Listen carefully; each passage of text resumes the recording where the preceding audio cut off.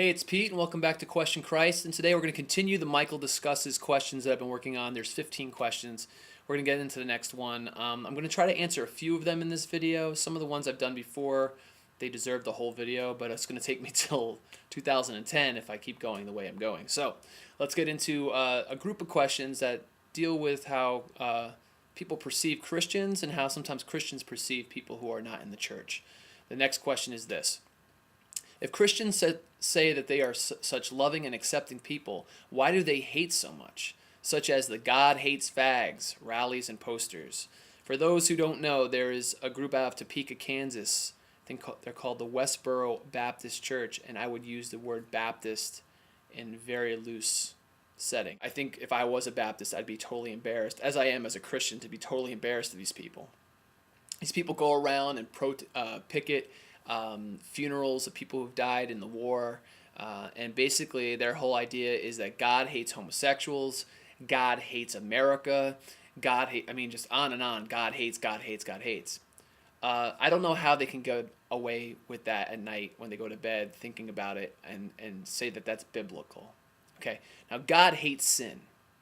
Okay, now if they're saying that God hates America because America is a sinful place, I do believe that God is getting pretty fed up with how America and basically the world is thumbing their nose at him. But God does not hate anybody. Okay, God hates sin. He does not hate people. But the fact that they would go and just be so abrasive and so kicking people while they're down, these families who come to mourn their loved ones after they lose them in a war, and these people are being just, holding up signs that have nothing to do with them personally, I think is, I can't imagine Christ being for that.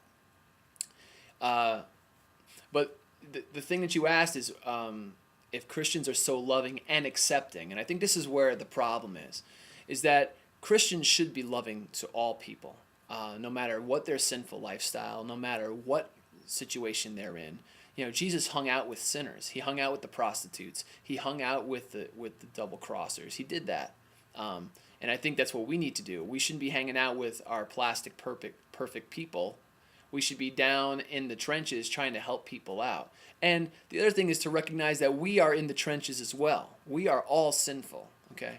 I am sinful. I am so sinful. I need Jesus more than anybody else. Okay, but the thing is that I recognize that I am sinful. I recognize that I do things that are rebelling against God.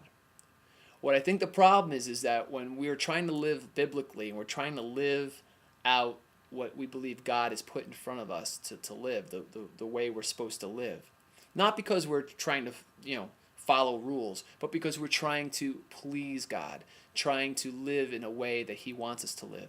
He puts these things in place, parameters in place as a parent would for their child. Even though the child wants to eat, my children, I have kids who are under 5. They eat ice cream all day long if I let them.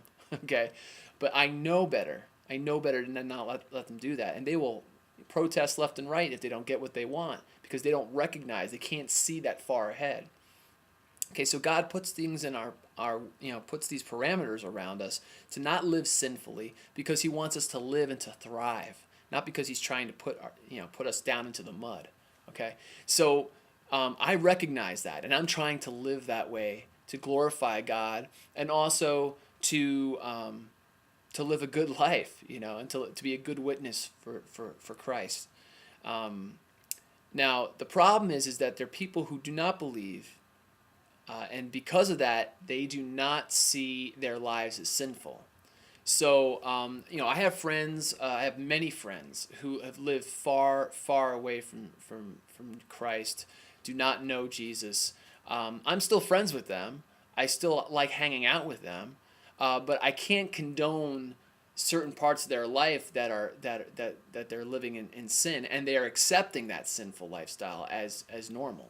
So if one of my friends who kind of lives far away from God said to me, "Hey, do you accept the way I'm living right now? Do you accept the way that I'm, getting drunk every night and sleeping around and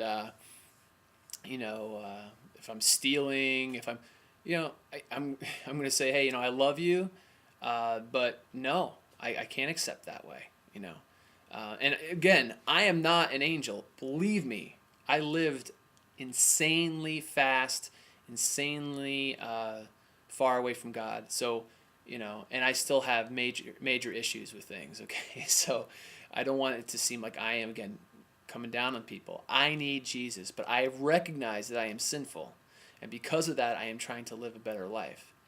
And I will be friends and be around people who don't live the way I live, but I will not accept their lifestyle.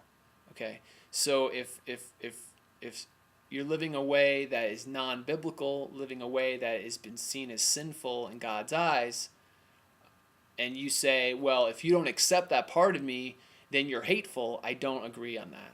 I don't agree on that premise.